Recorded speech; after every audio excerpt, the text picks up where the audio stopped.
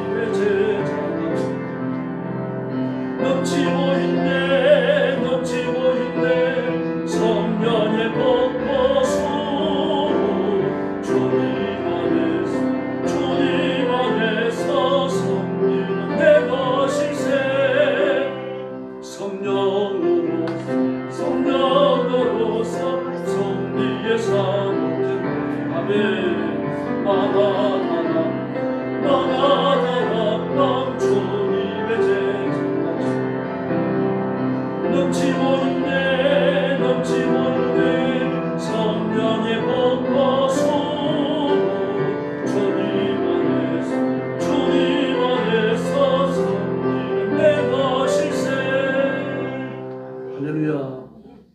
272장입니다. 험한 세상 나그네 길은 예수님이 우리의 구원이시며 우리 왕이신 줄 믿습니다. 찬미예수 272장입니다.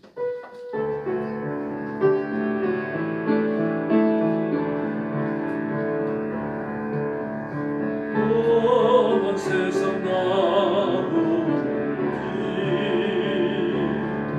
나의 맘이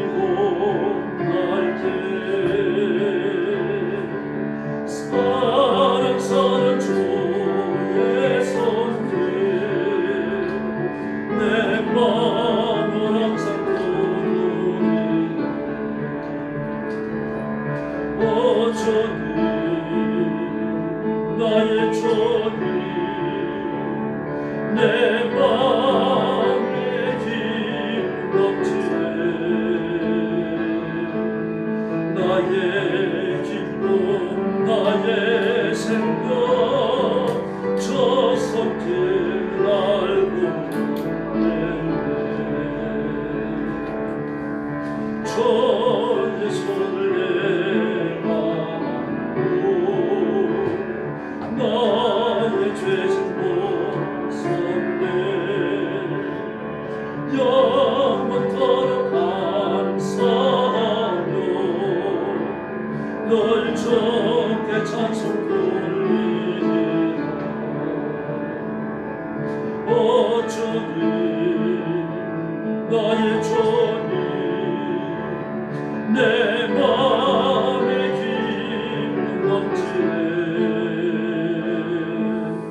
나의 기쁨 나의 생명 저 손길 알고 할렐루야. 찬송가 358장입니다. 주의 진리 위에 십자가 진 길. 찬송가 358장입니다.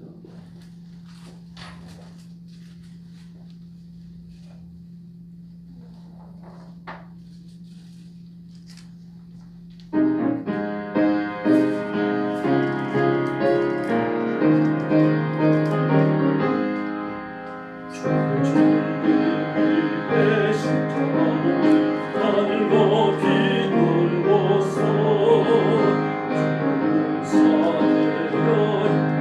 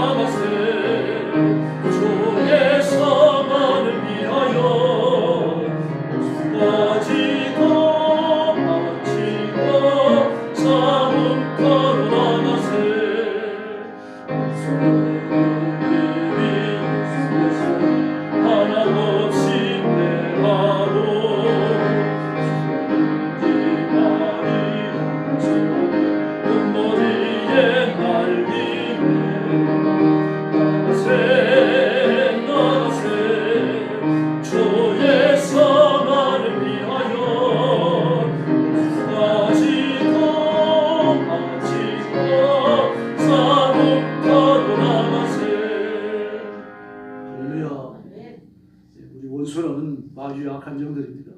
그런데 마귀하고 악한 영들이 이미 예수님의 손에 다 패한 줄로 믿습니다.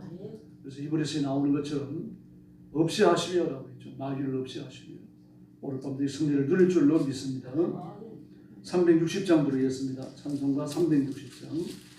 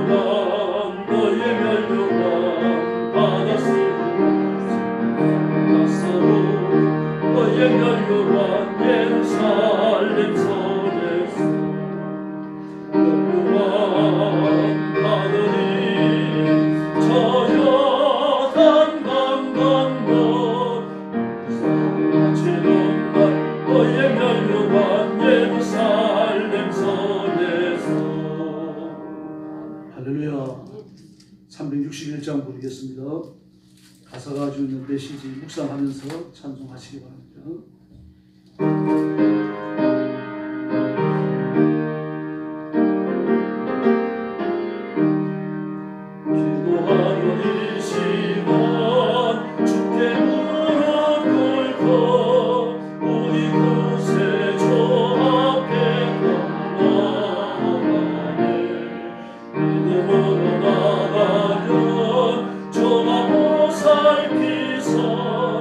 하시던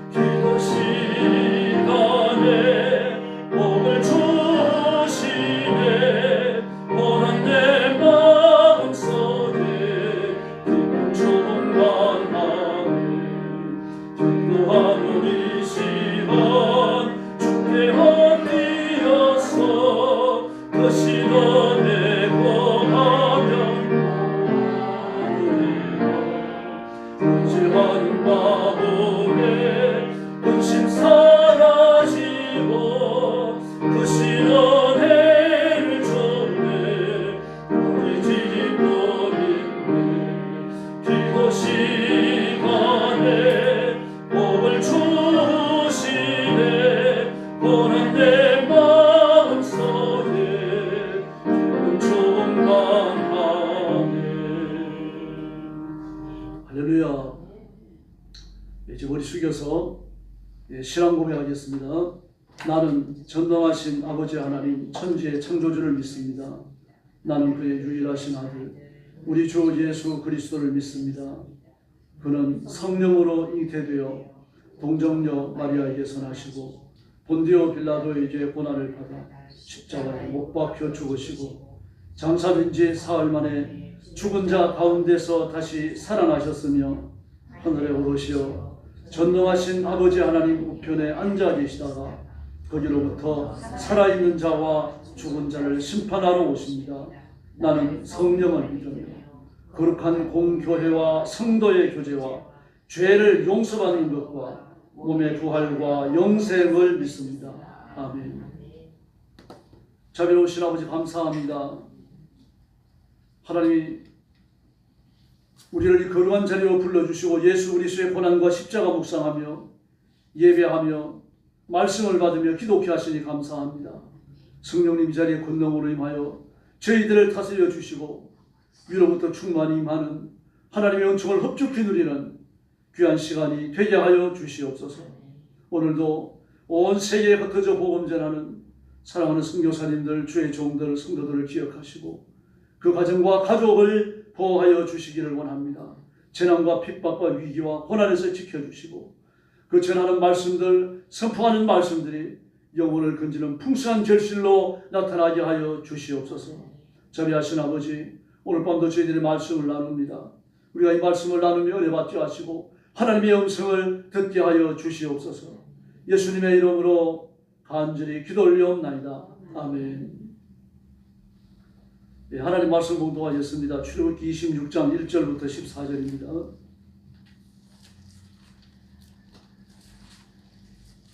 출애굽기 26장 1절부터 14절 구약성경 121페이지입니다.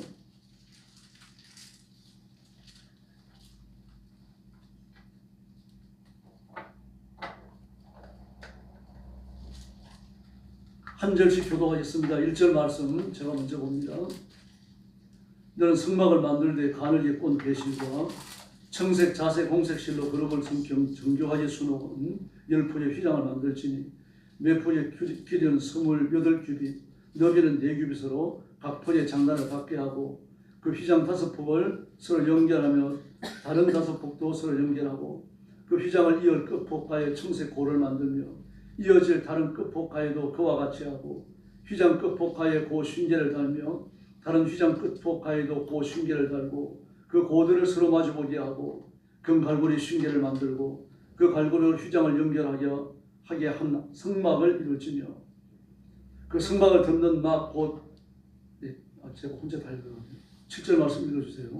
그 성막을 덮는 막 곧 휘장을 6폭으로 만들 때 11폭을 만들지며 8절 제가 봅니다. 각 폭의 길이는 30규빗, 너비는 4규빗으로 11폭의 길이를 갖게 하고 그 휘장 5폭을 연결하며 또 6폭을 연결하고 그 6폭 절반을 성막 전선에 접어드리고 휘장을 이을 끝폭 가에 고 쉰계를 달며 다른 이을 끝폭 가에도 고 쉰계를 달고 못 갈고리 쉰계를 만들고 그 갈고리로 그 고를 베어 연결하여 한 막이 되게 하고 그 막 곧 휘장의 그 나머지 반폭은 성막 뒤에 늘어뜨리고 막 곧 휘장의 길이에 남은 것은 이쪽에 한 규빗 저쪽에 한 규빗씩 성막하고 양쪽에 덮어 늘어뜨리고 14절 같이 읽습니다. 붉은 물들인 수양의 가죽으로 막의 덮개를 만들고 페달의 가죽으로 그 윗 덮개를 만들지니라. 아멘.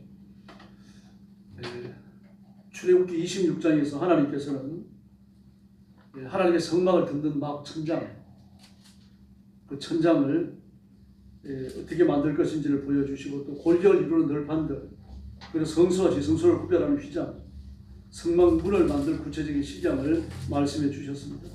성막의 구조는 대단히 견고하고 그리고 천막으로 이루어졌지만 쉽게 무너지지 않는 그런 견고함을 가지고 있습니다. 왜냐하면 골격이 강한 나무로 되어져 있습니다. 그리고 안쪽은 그 휘장의 가장 안쪽은 하늘을 나타내기 위하여 푸른색, 하늘색을 사용합니다. 그리고 그 위에 배로 짜는 휘장을 덮고, 그리고 그 위에 염소털, 수양 염소털로 염소 가죽으로 만든 막을 덮고, 제일 위에는 또 그 해달의 가죽으로 만든 이 막을 씌웠던 겁니다. 그리고 나무로 만든 이 벽도 역시 휘장으로 둘러쳤습니다. 둘러치고 전부 다 이 끈을 묶어서 당긴 다음에 반드시 말뚝을 박도록 되어져 있습니다. 그리고 채를 만들어서 세워진 벽이죠. 벽 중앙을 꿰어서 연결하도록 되어져 있습니다. 흔들리지 않는 대단히 견고하게 만들어졌습니다.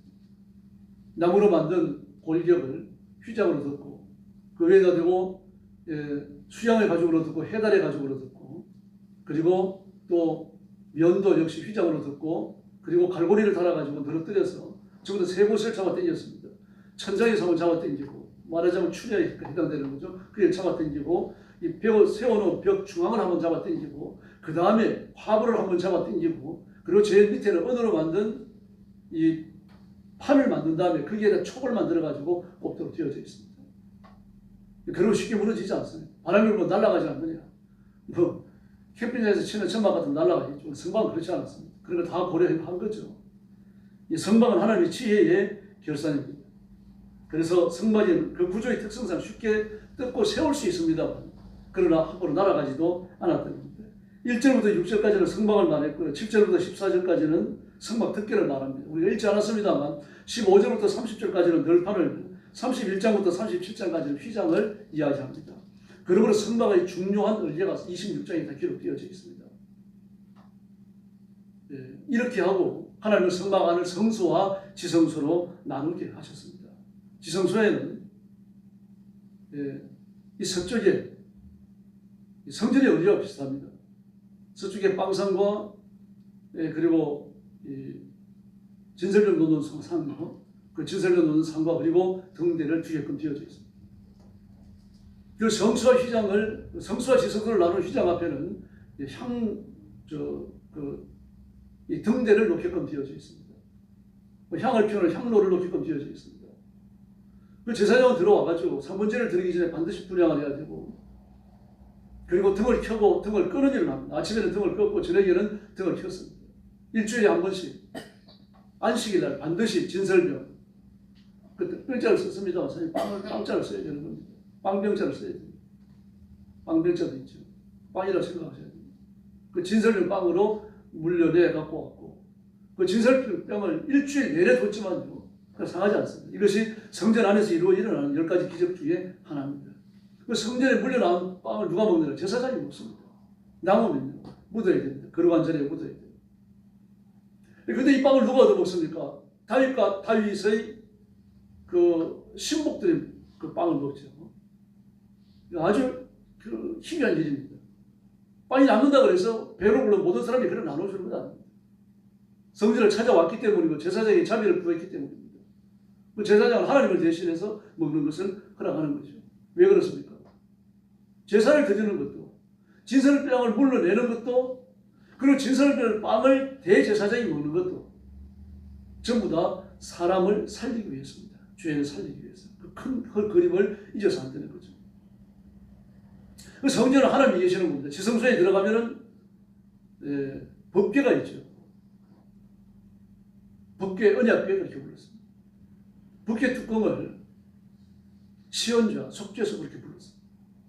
법궤 뚜껑은 그 위에 두 그룹이 무릎을 꿇고 앉아가지고 서로 날개를 앞을 보고 쭉 뻗도록 되어져 있고, 그 날개 두 개가 서로 연하도록 되어져 있습니다. 그렇게 만들어야 됩니다. 그 대단히 어렵죠. 나무 하나를 갖다가 그렇게 만들고 그걸 금으로 입혀야 되는 거죠. 만들기가 보통 쉽지 않습니다. 보통 어렵지 않습니다. 네, 그렇게 만들고, 그리고 하나님이 그 그룹들 사이에 좌정하신다. 그런 개념입니다. 이 그룹이 형상화 되어져서 에스겔의 환상에도 나타났죠.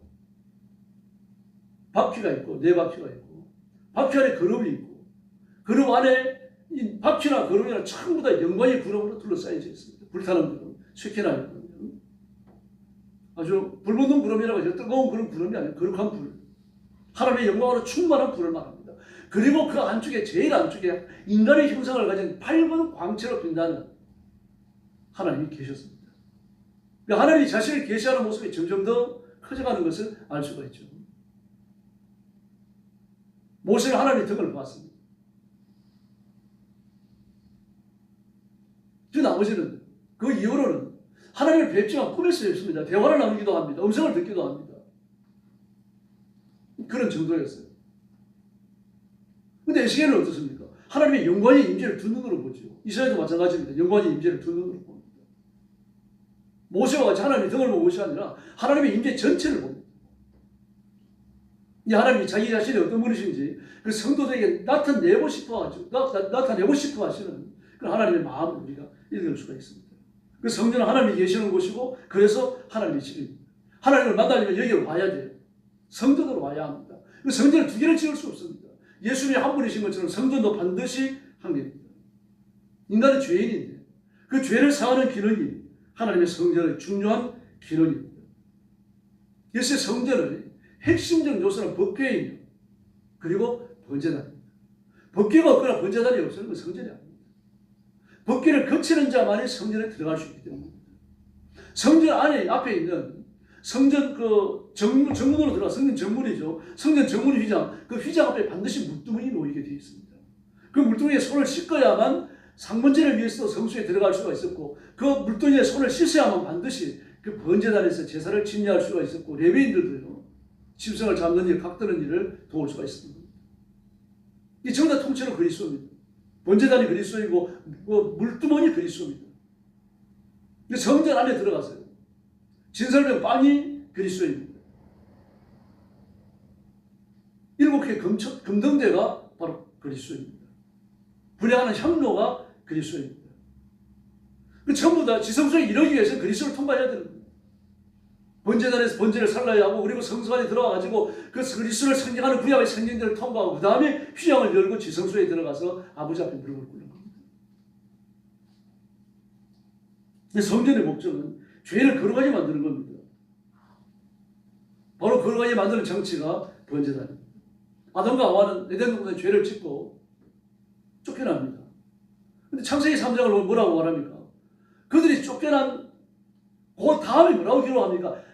동산 동쪽에, 에덴 동산 동쪽에 그 생명나무를 두었고 아담과 하와가 범죄한 채로 생명나무에 접근할까봐 검같은 화염을 두어서 접근하지 못하겠다. 만약에 생명나무로 나아가면요, 그 검이 죽습니다.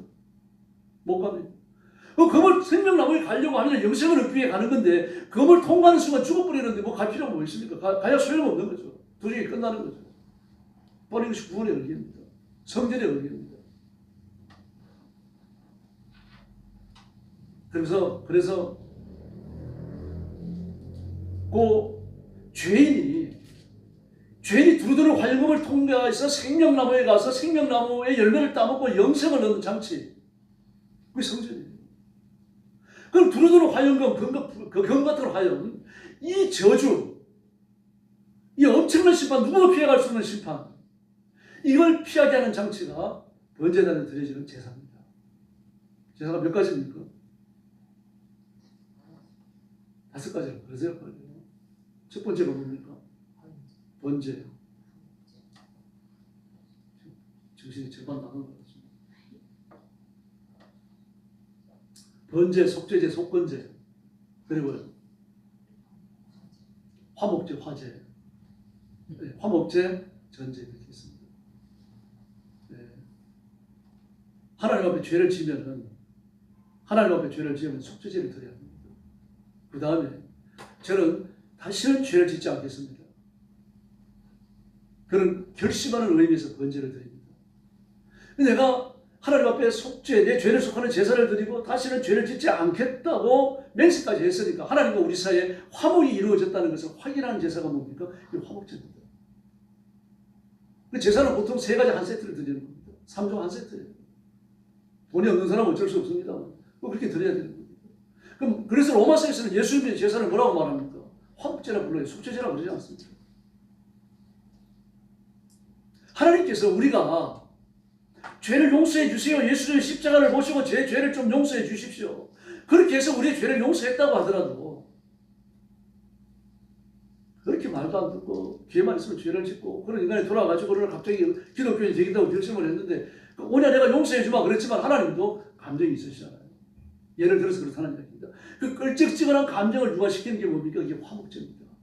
그래서 화목제물은 성전 안에서 제사를 드리는 사이 먹고 나와야 됩니다. 그게 뭡니까? 하나님과 화목의 식사입니다. 드려지는 모든 제사는요, 모든 제사가 아닙니다만 대부분의 제사는요, 뭐 속건제나 속죄제나 번제나 화제, 화목제나 이건 전부 다 화제로 드리게 되어 있습니다. 화제를 드릴 때 반드시 짐승의 그 고기를 각을 떠야 되죠. 각을 떠는 게 뭐라고 그랬습니까? 말하기 귀찮죠? 한 집에 들어갈 만큼 요만하게 접어야 되는 걸 말해요. 이 제사는 근본적으로 그 가장 기본적인 정신이 뭡니까? 하나님 앞에 바치는 식사입니다. 그게 화제예요. 그래서 전부 다 요만큼씩 각을 뜨는 겁니다. 그래서 소 한 마리를 전부 다 각을 떠내야 되고 양 한 마리를 각을 떠내야 됩니다. 이걸 누가 하겠습니까, 여러분? 그 제사장 정년이 50년이에요. 50세에 너무 힘이 드니까요. 그러므로 이 제사를 침례하는 일반 제사장이 예외인들의 보조를 받지 않으면 제사를 못 지냅니다. 그래서 하루에 24마리 이상, 24회 이상의 제사를 드릴 수가 없어요. 그래서 번제단 옆에, 솔로몬의 성전에서 번제단 옆에 24개의 쇠말뚝이 박혀 있습니다. 그 제물을 매는 말뚝이. 그렇게 바치면은요, 그 제물을 바칩니다. 그 제물의 기본 정신이 뭡니까? 하나님을 바치는 식사입니다. 하나님 이걸 잡수시고 제 죄를 용서해 주십시오. 그 구약에서는요, 지금도 그렇습니다. 지금도 근동지역의 사람들은요, 식사가 곧 화해입니다. 밥을 아침에 먹었다라고 하는 걸 화해예요. 밥 먹던 사람이 같이 밥을 안 먹는다. 그 깨졌다는 뜻입니다. 이 집에 초대해가지고 자기 아내가 요리하는 음식을 대접한다. 이게 형제처럼 가까워졌다는 그런 뜻입니다. 예나 지금이나 이 고대 근동 지역, 중동 지역에 그 아주 깊은 인간관계를 보여주는 그 의식 중에 하나가 바로 식사예요. 라반도 그 제사 목록이 그 기록되어져 있는 그 드라비를 훔쳐가지고 야곱의 그 아내 라헬이 도망간 걸 알고 쫓아가잖아요. 나중에 와가지고 그게 말하자면 요즘 말하는 제사 문서거든요. 그 드라빔 우상인데 드라빔의 제사 목록을 다 이루어 놓은 겁니다. 이걸 들고 와가지고 휘두르는 제사 내놔야 돼요. 후리안족들이 3회 휴야기예요. 그렇게 할까 어떻게 합니까? 너는 이 무더기를 넣으면 나한테 오지 말고 나는 이 무더기를 넣으면 너한테로 안 가겠다. 언약의 식사를 하잖아요. 화해가 이루어졌다는 얘기입니다. 다시는 이걸 갖고 와가지고 이 드라빔을 갖고 와서 제사의 소유권을 주장하면서 우리 사이에 분란을 일으키지 말라는 거예요. 이런 식사와 관련된 맹세들이 분명히 떠나옵니다. 이렇게 제사라고 하는 것은 하나님과 식사를 의미하는 것이고요. 제사를 통과했다라고 하는 것은 하나님 앞에 죄를 용서받았다는 뜻이죠. 하나님과 내가 같이 식사하는 사이가 됐다는 얘기입니다. 그러므로 하나님 앞에 용서받았다는 사이고, 그래서 우리는 영생을 얻는다는 얘기입니다. 예수님 앞에 나가서요. 그러므로 예수님의 십자가가 아니면 죄를 처리할 방법이 없고, 예수님의 십자가가 아니면 구원받을 길이 없습니다. 이게 성전의 원리고 이것이 구원의 원리입니다. 그래서 에덴의 회복은 성전 안에서 이루어지는 것입니다. 에덴의 회복이 유대인들의 영혼입니다. 그 성전은 에덴 동산의 회복이고, 그런 의미에서 예수님은 자신을 뭐라고 말했습니까? 내가 성전이다 하셨습니다. 내가 성전이다. 내가 에덴을 회복하러 왔다. 그럼 뭐라고 말씀하십니까? 나를 믿는 자는 그 배에서 생수의 강이 흘러갈 것이다. 다시는 목마르지 않는다. 이 샘의 물을 마시는 자는 또 목마르지만 내가 주는 물을 마시는 자는 배에서 생수의 강이 흘러넘쳐서 다시는 못 마실 필요가 없다. 그리고 또 초막절에 예수님께 물을 부으시면서 뭐라고 합니까? 이 목마른 자는 다 내게로 오라. 내게 와서 포도가 저절사되 값없이 살아. 그렇게 말씀하세요. 유대인은 초막절에 물을 붓습니다. 왜 그렇습니까? 초막절은 건기의 끝에 지켜요. 건기의 끝에 지키면서 그 초막절을 지키면서 비가 와야 됩니다. 그래야 메말랐던 6개월 동안 비가 안 와가지고 바짝 말랐던 땅이 씨앗을 넣을 수 있을 정도로 그렇게 축축이 젖어 들어가니까요. 그때 물을 붓습니다. 유대인들은 그 왜 물을 붓습니까? 물을 하나님에 바치는 겁니다. 그럼 붓는 게 아니에요. 물을 바치면 물이 돌아온다고 생각합니다. 그러면서 물을 부으시는 거예요. 물을 부으시면서 이 물은 그냥 붓는 물이 아니라 하나님이 영생케 하시는 물, 생명의 물이다. 그러므로 목이 마른 자는 내게 나옵니다. 그렇게 말씀하셨던 겁니다. 이 전부 다 뭘 말합니까? 에덴의 회복을 보여주는 겁니다. 바로 성전은 에덴의 회복입니다. 이제 성전의 기본 컨셉입니다. 랍비의 하숙들이 묻죠. 데나리온 하나를 가지고 와가지고 데나리온에 가이사의 초상이 양각 띄어져 있습니다. 위로 올라오게끔 안으로 들어가지 조각 뜬 게 아니라 위로 올라오게 조각이 됐어요. 묻습니다. 예. 이 가이사에게 세금을 바치는 것이 옳습니까? 바치지 않는 것이 옳습니까? 바치는 것이 옳다 그러면 곤란하잖아요. 반민족주의가 되는 거죠. 바치지 않는 것이 옳다 그러면 반로마주의자가 됩니다. 이래도 죽고 저래도 죽습니다. 예수님이 아주 전혀 생각하지 못했던 말씀을 하세요. 너 가지고 있는 데나리온 하나 가지고 데나리온을 갖고 나왔습니다. 이 화살이 누구 거냐? 가이사의 것입니다. 그러냐? 그럼 가이사의 것은 가이사에게 바치고 가이사의 형상이 있으니까 가이사의 것이 아니냐? 그러므로 가이사의 형상이 있는 가이사의 것은 가이사에게 바치라. 그러나 하나님의 것은 하나님께 바치라. 하나님께 뭐가 있다는 얘기입니까? 하나님의 형상이 있다는 얘기죠. 그럼 하나님의 형상이 누구한테 있습니까? 누구한테 있어요?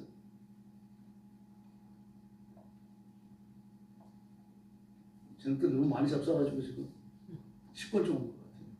예수님이 아담과 하와를 만드시면 뭐라 그러셨습니까? 우리가 우리의 형상을 따라 사람을 만들고 유대인이 하나님의 형상이에요. 유대인이요. 가이사의 것은 가이사에게 바치고 하나님의 형상이 있는 너희는 너희 자신을 하나님께 바쳐라. 하나님께 드려라. 순종해라. 나를 믿어라. 천국에 가야 할 모든 준비를 지금 갖추어야 한다. 지금 그 말씀하고 계시는 거잖아요. 나를 배척하는 너희는 가이사의 것이니까 그렇지 하나님의 것이 아니지 않느냐. 지금 이 말씀이 그 속에 들어있는 겁니다. 주님은 그 말씀을 하고 싶으신 거예요. 에덴 동산에 들어가서 하나님을 만날 수 있는 사람은 소유를 판단하면 되는 게 아닙니다. 하나님의 형상을 배워가는 사람. 그럼 누가 하나님의 형상을 배워가는 사람입니까? 두루두루 화염금의 저주를 이겨낸 사람이에요. 번제단의 그 모든 심판을 통과하고 화목제물로 하나님과 함께 식사를 나누고 그 다음에 하나님께 자격을 얻은 사람, 그거 들어가는 거예요. 다시 말해서 예수님과 함께 십자가에 죽고 예수님과 함께 부활의 새 생명을 얻고 영생의 생명을 얻은 그가 천국에서 영생을 누릴 줄로 믿습니다. 그런데 유대인들은 이방인이라고 못 들어오게 합니다.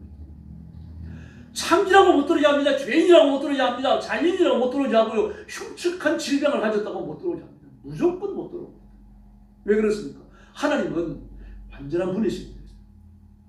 그런 불완전한 사람들은 정신적이든 영적으로든 또 윤리적으로든 내면적으로든 말입니다. 불완전하잖아요. 몸이 불완전하잖아요. 불완전하니까 완전하신 하나님을 별 자격이 없다는 얘기입니다. 논리상 맞아요. 근데 가야 됩니다. 불완전한 치료받을 길은 예수님의 이름밖에 없고 아버지의 품밖에 없기 때문에 그 예수님은 그들을 다 고치시잖아요. 다 고치고 치료하시고 죄를 용서하시고 그들을 다 껴안고 어깨에 얼굴 메고 그리고 하나님 앞에 가시지 않습니까? 예수님이 번제단이며 법궤이십니다. 예수님이 두루두루 화염검이시며 생명나무이십니다. 그러므로 예수님 말고는 구원받을 길이 없고 예수님 말고는 구원 얻을 이름도 없다는 이야기입니다. 로마서 6장 3절로 5절 보면 무릇 그리스도 예수와 합하여 세례를 받은 우리는 그리스도 예수와 합하여 세례를 받은 우리 무슨 세례입니까? 십자가 세례를 말하는 겁니다. 심판을 받은 우리는 세례를 받은 우리는 그의 죽으심과 합하여 세례를 받은 줄을 알지 못하느냐. 예수님과 함께 십자가에 죽는 걸 세례받은 것이라고 말했어요. 그러므로 우리가 그의 죽으심과 합하여 세례를 받음으로 그와 함께 장사되었나니 이는 아버지의 영광으로 말미암아 그리스도를 죽은 자 가운데 살리신 것 같이 우리로 또한 새 생명 가운데 행하게 하려 함이라. 할렐루야. 저와 여러분이 아버지의 새 생명을 가진 줄로 믿습니다. 만일 우리가 예수님의 죽으심과 같은 모양으로 연합한 자가 되었으면 또한 그의 부활하심으로 같은 모양으로 연합한 자도 되리라. 죽음이 없이는 부활이 없는 겁니다. 번제단이 죽어서 화재로 드려지는 불태워짐이 없으면 성소에 들어갈 사람이 아무도 없어요. 화염검의 저주를 감당하지 못하면 생명나무에 이르지 못하는 겁니다. 그래서 갈라디아서 2장 20절을 보니까 내가 그리스도와 함께 십자가에 못 박혔나니 바로 이 말을 반복해서 하잖아요. 또 갈라디아서 5장 24절에서요. 정욕과 욕심을 십자가에 못 박았느니라. 심판받았다는 얘기입니다. 내가 예수 죽인 것을 내 몸에 짊어지면 시적 표현을 썼습니다만 내 몸에 짊어지면 예수 죽인 거 십자가잖아요. 내가 십자가에 못 박혔다는 얘기입니다. 그 표현을 그렇게 한 겁니다. 이 기적을 행하는 자가 누굽니까? 아무도 못합니다. 예수님만 하시는 줄로 믿습니다. 오직 예수님이십니다. 그래서 성전에서요 필연적으로 파생되는 개념이 뭡니까? 피, 속죄, 희생, 대속 이런 것들이에요. 이게 없으면 성전이 아닙니다. 이게 없으면 교회가 아닙니다.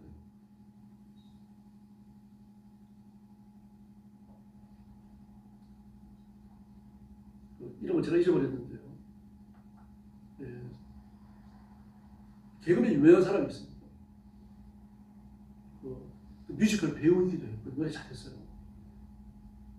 그런데 신상을 타고 나서요. 우리 무대에서 잘 안 써줬어요. 그 여자들. 지금 남편하고 미국 가서 뭐 다른 연예 활동을 하고 있다 그러는데 이유가 뭔지 아십니까? 그래서 상을 탈 때에 고백을 하잖아요. 뭐 나를 낳아주신 어머니, 뭐 재량을 물려주신 아버지, 뭐 감사합니다. 그리고 또 뭐 감독님 훌륭한 지도, 뭐 PD 뭐쭉 내리고 하잖아요. 근데 이 사람 그 말 한마디 안 했습니다. 이 말만 했어요. 오늘 내가 서 있는 것은 예수 그리스도의 보혈 때문입니다. 저는 하나님께만 영광을 돌립니다. 그게 전부였어요. 그렇게 분명하게 보고 전도하는 거하고 비슷하잖아요.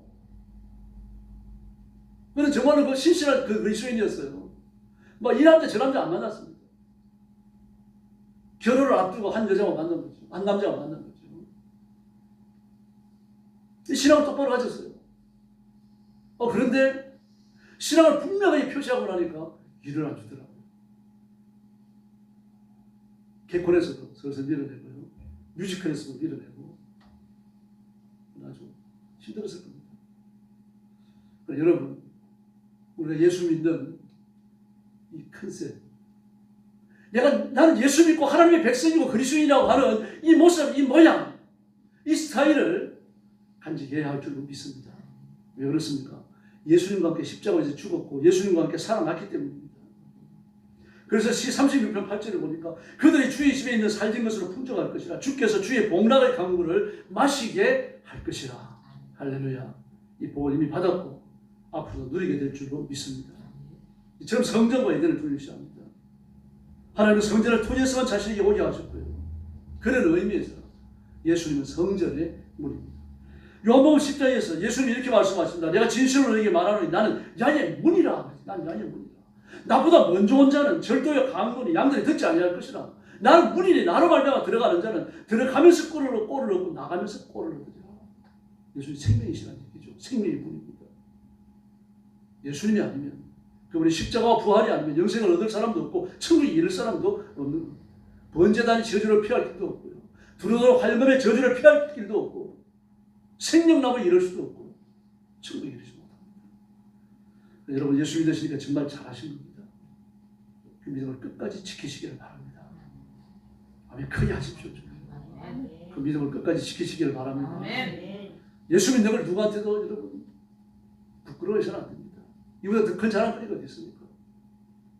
우리가 개그맨보다 좀 나아야죠. 돈을 많이 벌긴 합니다만 그 사람들은. 그래도 우리가 교회 나오고 참 체험적 신앙을 가지고 하나님 앞에 엎드려 기도하고 그러지 않습니까? 바로 성전에 걸어왔던 하나님의 임재가 있었고 그래서 그 성전을 통해서 하나님께서 인간들과 함께 하시는 모습이 드러났고 그리고 성전의 마지막 성취가 뭡니까? 예수님입니다. 예수님 말고는 구원을 받을 길도 없고 하나님 앞에 나갈 길도 없고 기도의 응답도 없습니다. 기적도 없습니다. 예수님을 붙들 때 모든 문제는 해결되고 하나님의 복을 받고 승리를 누리게 될 줄로 믿습니다. 기도하겠습니다. 자비하신 아버지 감사합니다. 오늘 밤도 우리가 예수님의 이름을 부르며 기도합니다. 주의 성령께서 뜨겁게 역사하시고 혹시 우리가 허물과 범죄가 있을지라도 용서해 주시고 우리의 입술이 성결한 입술이 되어 부러지고 간구하고 하나님의 보좌 앞에 나아가도록 역사해 주시옵소서. 우리가 주님의 이름을 의지합니다. 십자가를 의지합니다. 그리스도의 보혈에 참여하였으므로 부활의 생명력으로 다시 일어나고 부활의 권세를 갖고 아버지 앞에 엎드려 싸우니 오늘 밤 제사는 산제사가 되며 오늘 밤 드리는 기도는 응답의 역사가 일어나도록 본의 복을 더하여 주시옵소서. 기도하러 왔사오니 기도의 새 능력 주시기 원하오며 예수님의 이름으로 간절히 기도 올려옵나이다. 아멘. 주기도 드리겠습니다. 하늘에 계신 우리 아버지, 아버지의 이름을 거룩하게 하시며 아버지의 나라가 오게 하시며 아버지의 뜻이 하늘에서와 같이 땅에서도 이루어지게 하소서. 오늘 우리에게 일용할 양식을 주시고 우리가 우리에게 잘못한 사람을 용서하여 준 것 같이 우리 죄를 용서하여 주시고 우리를 시험에 빠지지 않게 하시고 악에서 구하소서. 나라와 권능과 영광이 영원히 아버지의 것입니다. 아멘. 303장 나위하여 십자가에 중앙고통 받아서 이 찬송 부르르의 통성기도 하겠습니다. 기도 제목 드리겠습니다. 근데 자신을 위해서 들어주기 바랍니다. 내가 예수님과 함께 죽고 예수님과 함께 살았다는 이 확신이 있는 뜨거운 믿음의 원리를 붙들어야 되는데 우리가 세속에서 자꾸 유혹을 받아들이고 크고 작은 죄들을 지으면서 이런 믿음 원리들이 자꾸 약해집니다. 그래서 오늘 밤 생각나는 죄들을 하나님 앞에 내려놓고 영적 성결을 회복하고 그리고 우리가 신앙의 원리를 다시 뜨겁게 붙드는 시간이 되도록 자신의 영성을 위해서 기도하시기를 바랍니다. 그리고 성령 충만을 구하시기 바랍니다. 성령의 권능을 주시고 성령의 연설을 주시고 지금 성령께서 불로 임하셔서 내 인생을 얽어매는 더러운 짐들, 문제들 해결해 달라고 기도하시기를 바랍니다. 마귀의 권세가 깨어지고 악한 영들이 도망가는 큰 역사를 구하시고 여러분 가정을 위해서 기도하시고 또 교회의 부흥을 위해서 뜨겁게 부르짖어 주시기를 바랍니다. 방황하는 성도, 준비된 성도, 구원받아야 할 성도들을 우리 교회로 보내주십시오. 기도하시고 성령께서 우리 교회에 뜨겁게 역사하셔서 예배와 기도, 전도, 온 교회가 다시 회복되고 성령의 권능으로 충만해지도록 부르시기 바랍니다. 주일 예배 위해서 기도해 주시고 몸이 아픈 성도들을 위해서 특별히 선교사님들을 위해서 부르짖어 주시기를 바랍니다. 그리고 나라와 민족을 위해서 기도해 주세요. 대통령에게 분별력과 지혜로운 마음과 결단력 이것을 절대로 포기하지 않냐고 끝까지 밀고 나갈 수 있도록 하나님이 함께 해달라고 기도하시고 지금 하나님이 하시는 일들을 보면 이제 가지치기를 하시는 것 같아요. 그래서 공산주의를 하려고 기를 쓰는 사람들 백성들을 짓밟고 올라서서 정치의 이익을 추구하는 깡패들 그리고 이재명 주변에 있는 사람들은 올바로 된 신분 인사가 없습니다. 분명히 아셔야 돼요. 90년대 학생운동하던 90년대 학생운동은요. 주사파 김일성 공산주의 운동가들이에요. 그 사람들이 포진하고 있는 겁니다. 정말 그 80년대처럼 말입니다. 군사정권과 싸우면서 나라와 민족을 민주화를 위해서 일하던 그런 사람들은 지금 보기 어렵습니다. 그래서 이런 사람들이 정치 일선에서 물러나와야 돼요. 그리고 정말 민족을 사랑하는 사람, 이런 사람들이 정치 일선으로 돌아와서 바른 정치를 해야 됩니다. 나라와 민족을 위해서 기도해 주시고 남북한 7,500만 대 민족이 예수 믿고 구원받는 큰 역사가 이 땅에서 일어나게 해달라고 기도해 주시기 바랍니다. 찬송가 303장 부르겠습니다.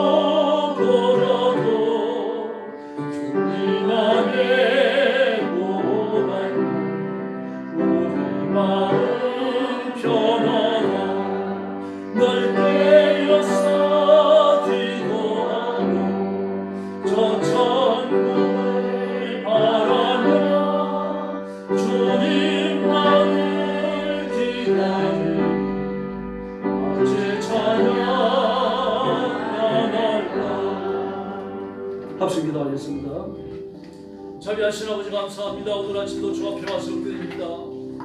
자비의 손으로 붙드시고 주 앞에 나오도록 은혜를 주시고 간절한 마음을 주시고 하나님을 바라보는 영적인 결단을 내리게 해주시니 감사합니다.